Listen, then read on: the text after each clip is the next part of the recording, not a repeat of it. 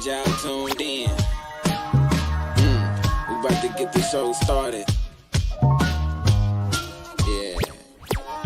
Dr. Clyde Winters and Yoshi.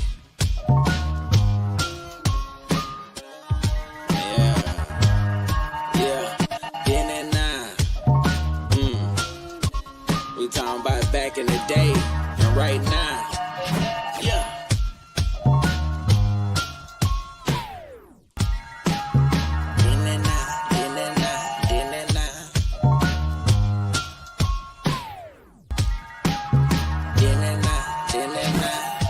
Now let's introduce Yoshima the Genius and Dr. Clyde Winters, the godfather of research.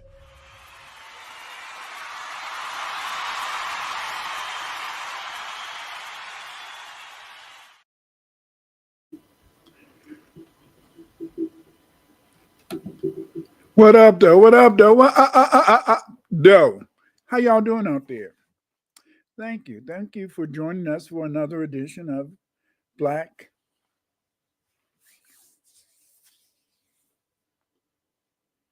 Then and Now. Yes, then and now. On Then and Now, we try to talk about things how things existed in the past and how they're compared to today. And we have another story that we're going to deal with. Today, we want to talk about the FBA Aboriginal Scuffle. You know,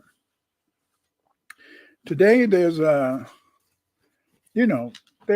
some discussion about the possible Aboriginal heritage of Black Americans. Yes. See, a lot of people get upset, and a lot of people say, "Damn, you are foundational Black Americans. Why are you so divisive?" And they claim that we're divisive because the fact, in a sense, is that we represent in a sense the fact that we're a unique people. Yes, we're a unique people.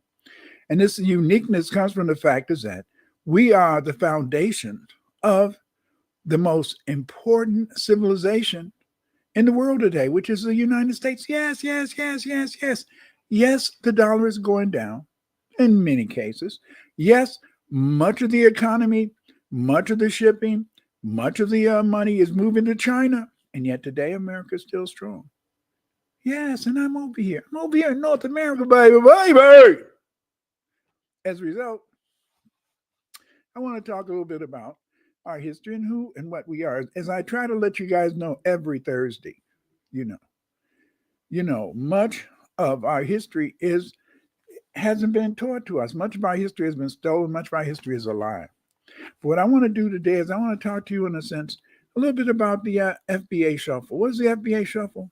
The FBA Shuffle is this idea that some people say we're Black, other people say that we're foundational Black Americans, other people say we're Africans, other people say in the sense that the foundational Black Americans don't know who the hell they are, but we do know who we are. We know that we're the Aboriginal people of these United States. We know that it's our ancestors who built this country. And because it's our ancestors who built this country, we think other people should recognize that and respect us for that. But let's get into this.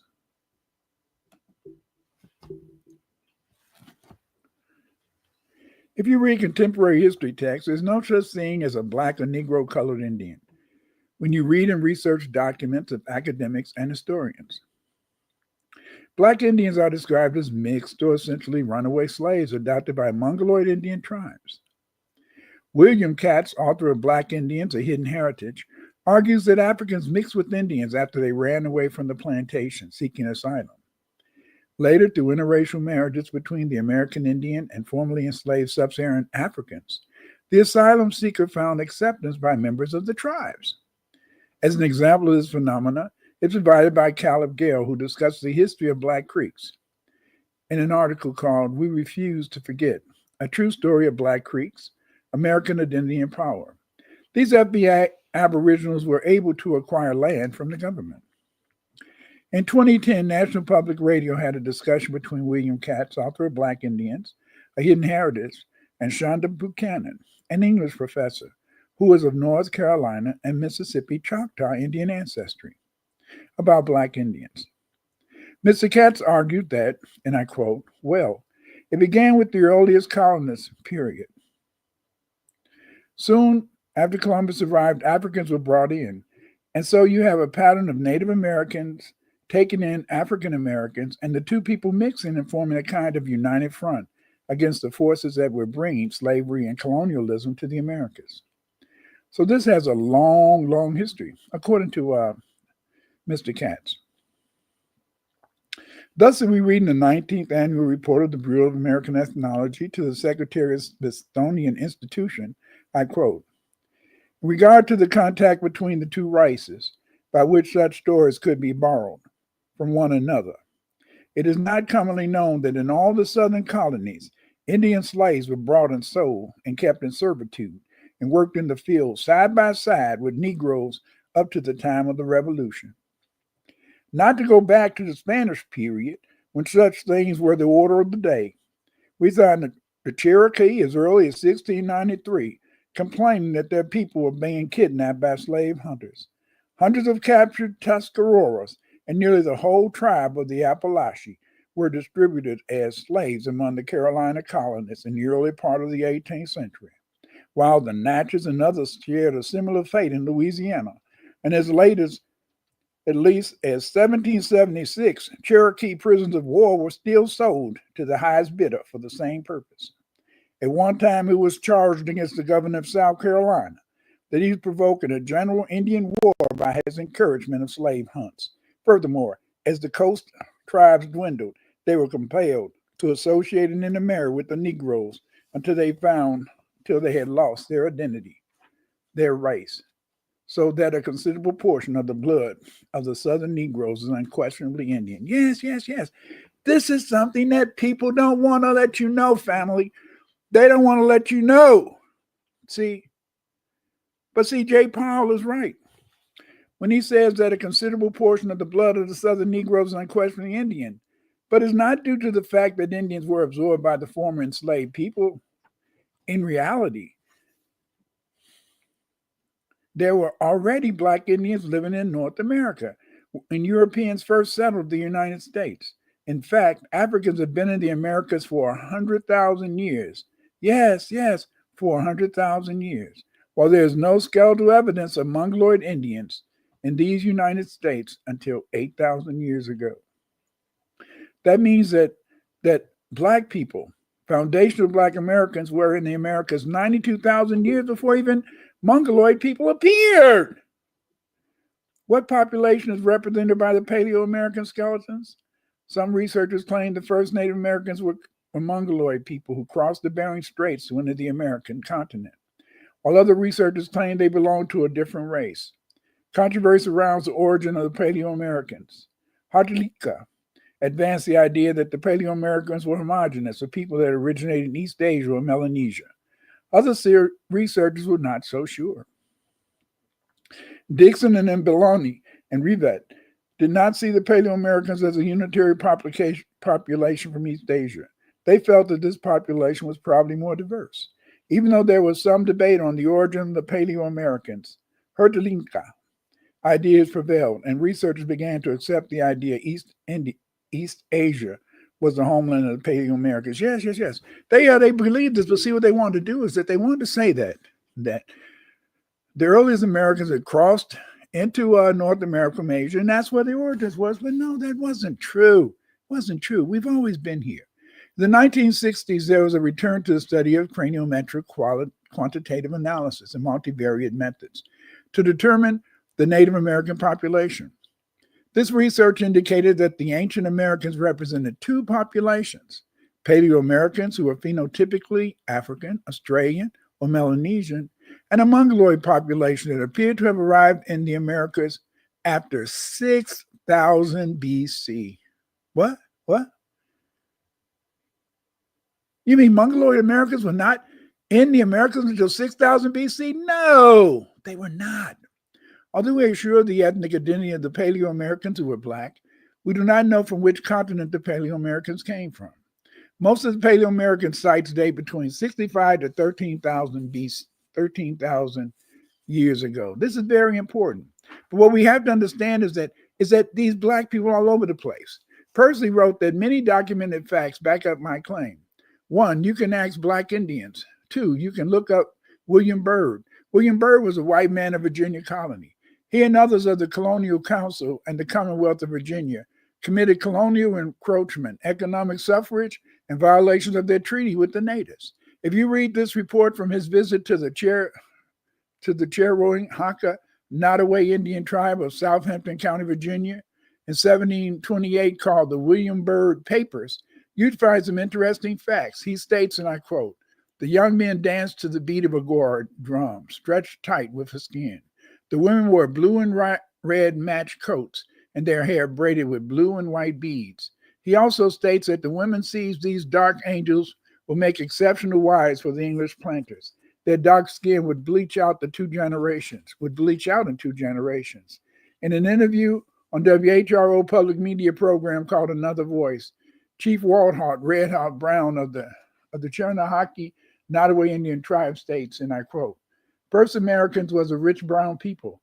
They were mahogany in color. Colonists did not mind mating with the copper-colored Negroes because William Byrd noted that, and I quote, these dark angels will make exceptional wives for English planters. Their dark skin would bleach out in 2 generations." Think about that. Think about it.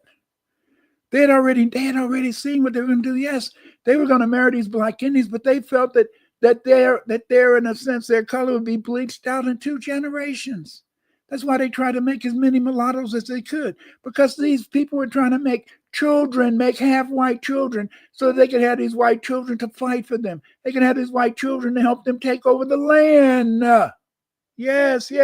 William Byrd visited a Nottoway Indian village where he described the Indians as mahogany. He wrote, and I quote, "In the morning we dispatched a runner to the Nottoway town to let the Indians know we intended them a visit that evening.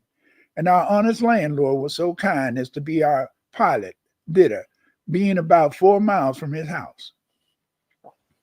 Accordingly, in the afternoon, we marched in good order to the town, where the female scouts stationed on an eminence for that purpose had no sooner spied us, but they gave notice of our approach to their fellow citizens by continued whoops and cries, which could not possibly have been more dismal at the sight of their most implacable enemies. The signal assembled all their great men, who received us in a body and conducted us into the fort. This fort was a square piece of ground enclosed with substantial puncheons or strong palisades about 10 feet high and leaning a little outwards to make us scalable more difficult. Each side of the square might be about 100 yards long, with loopholes at proper distances through which they may fire upon the enemy. If in this enclosure we found bark cabins sufficient to lodge all their people in case they should be obliged to retire thither. These cabins are no older but closer boards made of spaldings. In the fort, which just about had been made ready for our reception and adorned with new mats, they were very sweet and clean.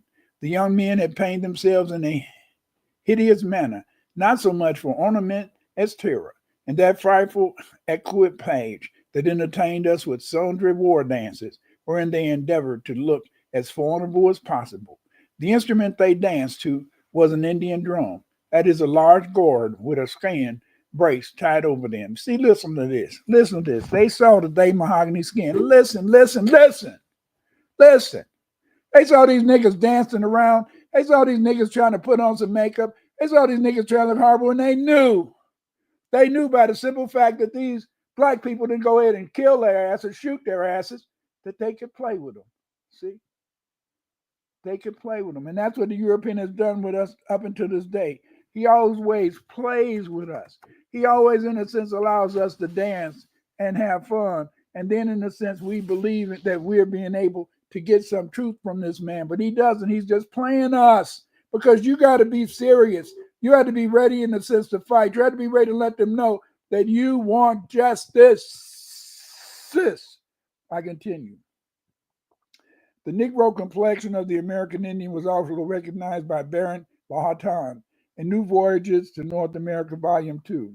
Baron Lahontan noted that all the savages are of a sanguine constitution, inclining to an olive color, and generally speaking, they have good faces and proper persons.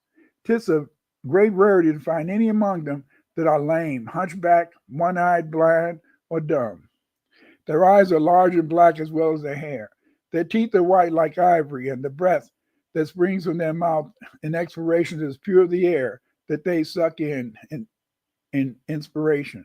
Notwithstanding, they eat no bread, which shows that they are mistaken in Europe and fancy. Black Indians refer to themselves as Aboriginals, sometimes Black Reds. The Mongoloid Indians call themselves Native Americans. Yeah, see, look at that. Look at how they described in a sense.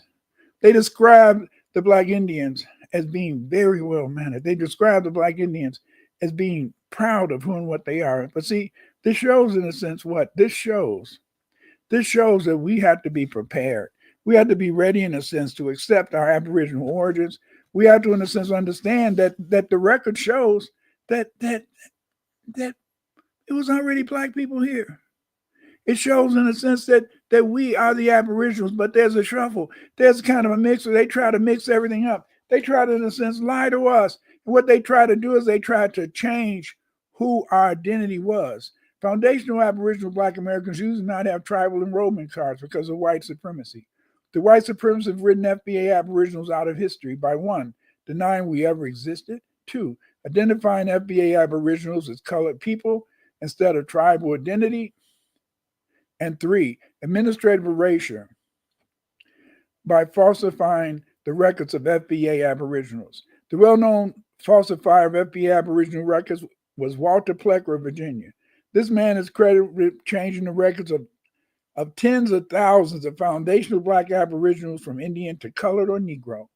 Parsley noted that Walter Ashby Plecker comes into play. Plecker ran Virginia's Bureau of Vital Statistics, which was established in 1912. Plecker, a practicing eugenicist, changed the birth certificates, marriage records, and other documents of Black Indians. He even wrote letters to census takers giving them instruction on how to categorize Black Indians. His Racial Integrity Act of 1924 further destroyed the identity of the Black Indians by changing the categories on documents to simply white and Black. At this point, Black Indians in this region went from colored to Black, which we know was followed by Afro-American and then African-American. The administrative erasure of FBA Aboriginals was intentional. It began with the Dawes Act of 1887. The Mongoloid Indians were primarily nomads or hunter-gatherer peoples. Dawes Act divided commonly held Mongoloid native lands among tribe members. This was done in an attempt to encourage individual farms among the Black Native Americans and the denial of land to the real Aboriginal Black people who were Blacks. Yes, they did this to keep land out of the hands of Black people. The Black Indians of the Northwest, Midwest, and South, who were the original 5 civilized tribes, had always been farmers and introduced the 3 sisters, corn, bean, and squash cultivation, to the Europeans. So they did not need training to become farmers. Instead of recognizing the FBA Aboriginals as tribal people, the Dawes Act, they were characterized separately in the Dawes Act. Black indigenous people were wrongly classified as former slaves and placed on the Dawes freeman roll. Yes, they knew that they were the Black Indians. They knew that they were the original people, but they said they were just, in a sense, former slaves. You see, placement of FBA tribal people as former slaves on the Dawes list, while allowing whites that claimed they had Indian blood without any visible Indianness, was a clear case of racism, manifested by the white supremacists to steal the land of the FBA Aboriginal people. A cursory review of the early literature of colonial America, like William Byrd, make it clear the American Indian was dark-skinned, and except for the hair texture of some Black Indians, they would have been classified as Negro. Yes, they would have been classified as Negro. What am I saying? What I'm saying is that it's time you stop allowing people to bully you. It's time you stop, in a sense, believing that you're just all African. Yes, we have some African ancestry, but we are not Africans. We're not Africans. We're foundational Black Americans, the greatest people on the face of the earth. And I'm not saying that in an arrogant fashion. I'm not saying that to be conceited. I'm not saying that because it's not true.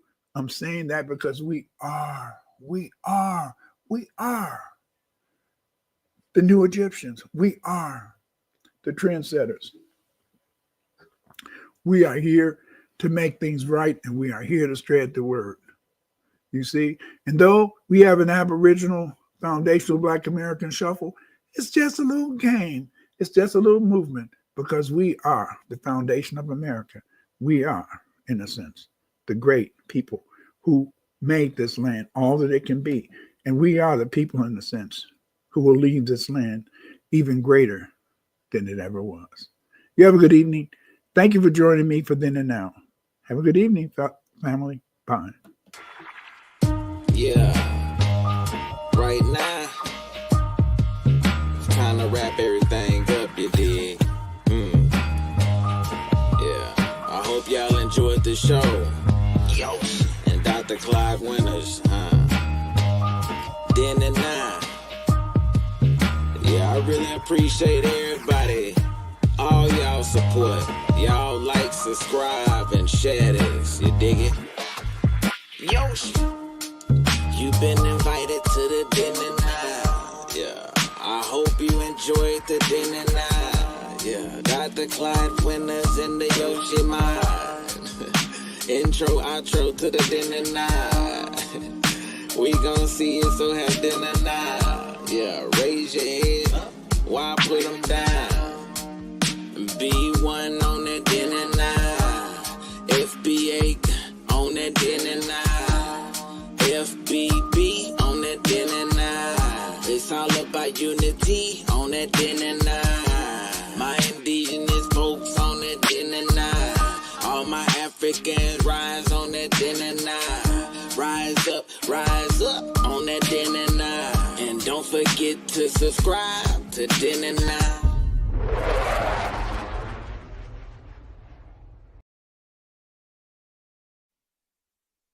The only thing that can save you is B1, B1, B1. To fight Cage, you